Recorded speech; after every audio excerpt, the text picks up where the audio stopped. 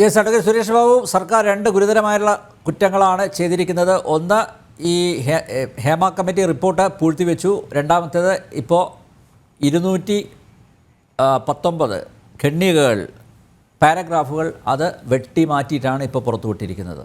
ഇത് ഗുരുതരമായ കുറ്റങ്ങളല്ലേ? അല്ല എന്ന് പറയാൻ പറ്റുമോ?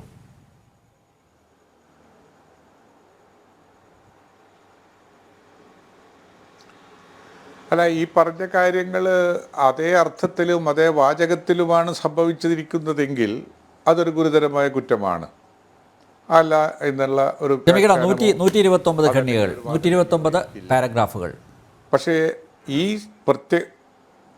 വാട്ടവർ ഞാൻ എണ്ണത്തിനെക്കുറിച്ച് തർക്കിക്കുന്നില്ല. ഒന്നായാണെങ്കിൽ പോലും ശ്രീ അനിൽ നമ്പ്യാർ പറഞ്ഞതുപോലെയാണ് വസ്തുതയെങ്കിൽ അതൊരു ഗുരുതരമായ കുറ്റം തന്നെയാണ്. പക്ഷേ വസ്തുത അങ്ങനെയല്ലല്ലോ. വസ്തുത എന്താണ്? ജസ്റ്റിസ് ഹേമ, വത്സലകുമാരി, ശാരദ, ഇതൊരു കമ്മീഷനല്ല, അതൊരു ജുഡീഷ്യൽ കമ്മീഷനുമല്ല. അത് ഒരു ഗവൺമെന്റ് നിശ്ചയിച്ച ജുഡീഷ്യൽ കമ്മീഷന്റെ സ്വഭാവം ഉണ്ടല്ലോ. To the matter. CWCC എന്ന് പറയുന്ന സ്വഭാവം വേറെ, ലീഗാലിറ്റി വേറെ. അതൊരു കമ്മീഷനല്ല, ജുഡീഷ്യൽ കമ്മീഷനല്ല, അതൊരു കമ്മിറ്റിയാണ്. കമ്മിറ്റി നിയമിതമാകുന്നത് അവരുടെ ഫൈൻഡിംഗ് അല്ലേ നമ്മൾ എടുക്കേണ്ടത്, മുഖവിലൊക്കെ എടുക്കേണ്ടത്. അമ്മയിൽ നിന്ന്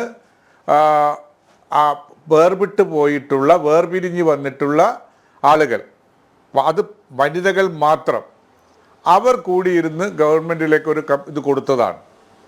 ഈ പറയുന്ന വസ്തുതകളൊക്കെ നാട്ടിൽ പരസ്യമാണെങ്കിൽ ഗവൺമെൻറ്റിൻ്റെ ആളുകൾക്കും ഈ കാര്യങ്ങളൊക്കെ അറിയാമായിരുന്നല്ലോ.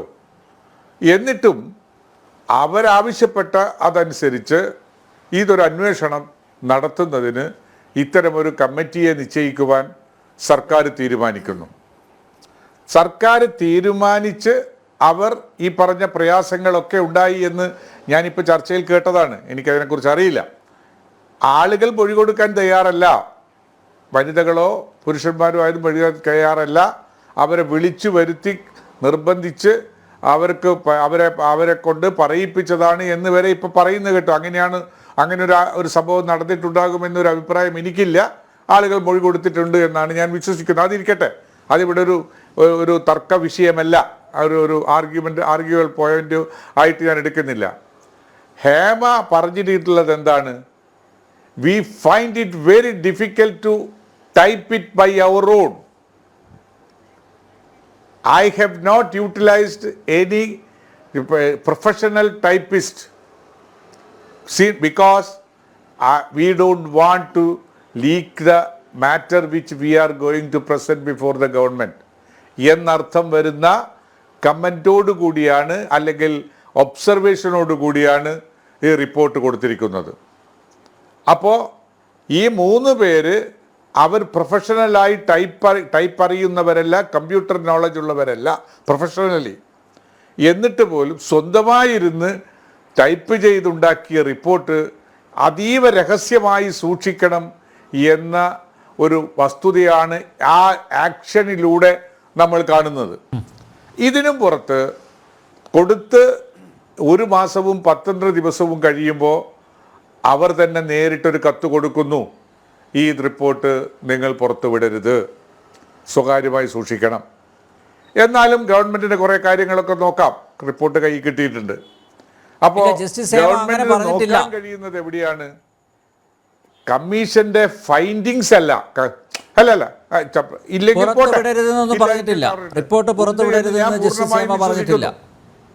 ഉണ്ട് എന്ന് ഞാൻ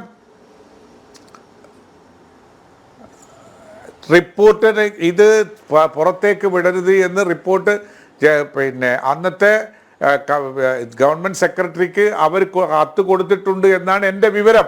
അഥവാ കത്ത് കൊടുത്തിട്ടില്ല എന്നാണെങ്കിൽ 1 കോടിയിൽ പരം രൂപ കൊടുത്ത് ഇവരെ അവിടെ കൊണ്ട് ഇരുത്തിയെന്തിനാ? എനിക്കറിയില്ല. തമാശക്കാണോ?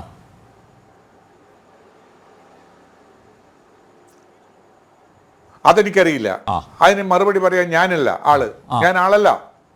ഇവരിത് റിപ്പോർട്ട് പുറത്തുവിടരുത് അപ്പോൾ എന്ന് പറഞ്ഞിട്ടുണ്ട് എന്നാണ് എൻ്റെ വിശ്വാസം.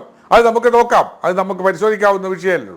രണ്ടാമത് അവിടെ കിടക്കുന്ന വിഷയം വേറൊന്നെന്താണ്, ഇവിടെ ഒരു ഫൈൻഡിങ് എന്ന് പറയുന്നത് ജുഡീഷ്യൽ കമ്മീഷന് മാത്രമാണ്. ഇവരുടെ കമ്മിറ്റി, ആ കമ്മിറ്റിക്ക് റെക്കമെൻഡേഷൻസ് ഉണ്ട്. റെക്കമെൻഡേഷൻസ് അത് സെപ്പറേറ്റ് ആയിട്ട് we hereby note the recommendations 1, 2, 3, 4 അങ്ങനെ ആ റിപ്പോർട്ടിൽ ഇല്ല. അങ്ങനെ ആ റിപ്പോർട്ടിൽ ഒരിടത്തും പരാമർശിച്ചിട്ടില്ല. പക്ഷേ ഓരോ പാരഗ്രാഫും ഓരോ കാര്യങ്ങളും അവർ പരാമർശിക്കുമ്പോൾ ഇത് ഞാൻ മനസ്സിലാക്കിയതാണ്, ഞാൻ കണ്ടിട്ടില്ല. മനസ്സിലാക്കിയപ്പോൾ അതിന് അവരുടെ ഒരു റെക്കമെൻഡേഷൻ ഇന്ന പോലെയൊക്കെ ചെയ്യണം എന്ന റെക്കമെൻഡേഷനാണുള്ളത്. അതിനും പുറത്ത് ഇത് വെച്ചുകൊണ്ട്, ഈ റിപ്പോർട്ട് വെച്ചുകൊണ്ട് പോലീസിൻ്റെ നിയമ നടപടികൾ സ്വീകരിക്കണം എന്ന നിർദ്ദേശമോ ആവശ്യമോ ഈ കമ്മിറ്റിയുടെ ഭാഗത്തുനിന്നുണ്ടായിട്ടില്ല.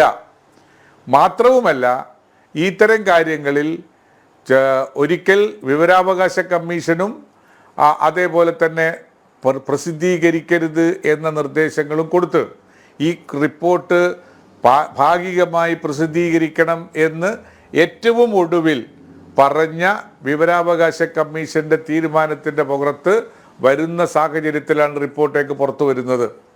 ഇത് ഒളിച്ചു വയ്ക്കാൻ സർക്കാരിന് എന്തെങ്കിലും ഉണ്ട് എന്ന് ഞാൻ കരുതുന്നില്ല. കാരണം ഈ ഗവൺമെൻറ്, 2 ഗവൺമെൻറ് 8 വർഷമാകാൻ പോകുന്ന ഈ ഗവൺമെൻറ്റിൻ്റെ ഇടയിൽ എത്രയോ പ്രമുഖ നടന്മാർക്കും എത്രയോ പ്രമുഖമായി സിനിമാ ഫീൽഡിലുള്ള ആളുകൾക്കുമെതിരെ പരാതി കിട്ടിയിടങ്ങളിലെല്ലാം കേസെടുത്ത് അന്വേഷണം നടത്തി കൊണ്ടിരിക്കുന്നത് നമുക്കെല്ലാവർക്കും പകൽ വെളിച്ചം പോലെ കാണുന്നൊരു വസ്തുതയാണ്.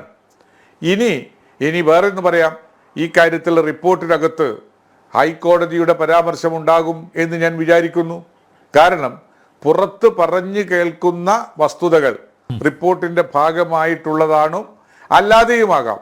ആ പരാമർശങ്ങൾ റിപ്പോർട്ടിൽ ഉള്ളിടത്തോളം കാലം ഒരു ഹൈക്കോടതിക്കും കണ്ണടച്ച് നിങ്ങളിത് പൂഴ്ത്തിവെച്ചേക്കോ, ആളുകളുടെ വ്യക്തികളുടെ സ്വകാര്യതയ്ക്ക് ഭംഗം വരുത്തും, അതുകൊണ്ടൊരു നടപടിയും എടുക്കണ്ട എന്നൊരു ഹൈക്കോടതിക്കോ അല്ലെങ്കിൽ ഒരു ജുഡീഷ്യൽ ഫോറത്തിനോ പറയാൻ കഴിയില്ല. അവിടെ നിന്ന് എന്തായാലും നിർദ്ദേശം സർക്കാരിന് വരും. ഇത്തരം പരാമർശങ്ങൾ റിപ്പോർട്ടിൽ ഉണ്ടെങ്കിൽ ആ പരാമർശം ഉണ്ടായിക്കഴിഞ്ഞാൽ എടുക്കാൻ പോകുന്ന നടപടികളെക്കുറിച്ചാണ് നമുക്ക് ചർച്ച ചെയ്യേണ്ടത്.